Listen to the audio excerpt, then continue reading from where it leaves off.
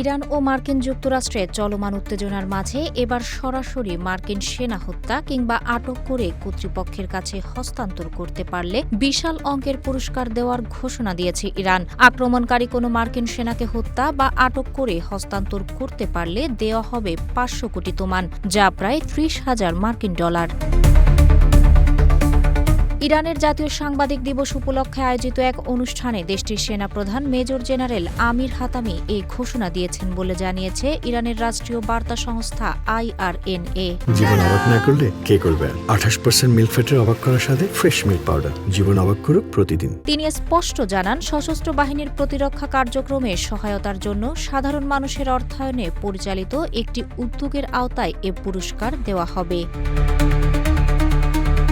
তবে হাতামির এই ঘোষণার সবচেয়ে চমকপ্রদ দিক হল আক্রমণকারী মার্কিন সেনাকে হত্যা বা বন্দী করার এই মানসিকতা যদি কোনো ইরানি নারী দেখাতে পারেন, তবে তিনি পাবেন দ্বিগুণ পুরস্কার, অর্থাৎ ১,০০০ কোটি তোমান। শুধু তাই নয়, অভিযানে ব্যবহৃত অস্ত্রটি বাজার মূল্যের দ্বিগুণ দামে কিনে নিয়ে একটি বিশেষ সামরিক জাদুঘরে আজীবন সংরক্ষণ করবে ইরানি সেনাবাহিনী।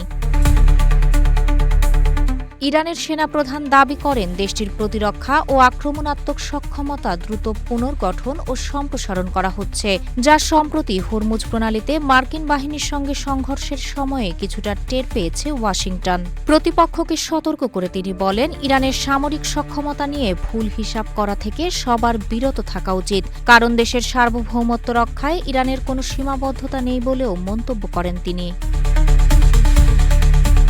এদিকে ইরানের সর্বোচ্চ নেতা আয়াতুল্লাহ সাইয়েদ মোজতবা খামেনির সরাসরি নির্দেশে পুরো সামরিক ও নিরাপত্তা কাঠামো নতুন করে পুনর্গঠন করা হচ্ছে। মধ্যপ্রাচ্যে আঞ্চলিক উত্তেজনা যত বাড়াবে আমেরিকা, ইরান ঠিক ততটাই আগ্রাসী ও দৃঢ় অবস্থান নেবে।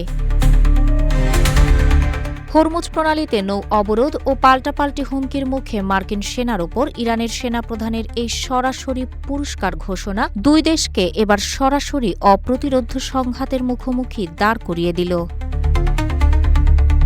তাহেরা আক্তার, রূপালী বাংলাদেশ।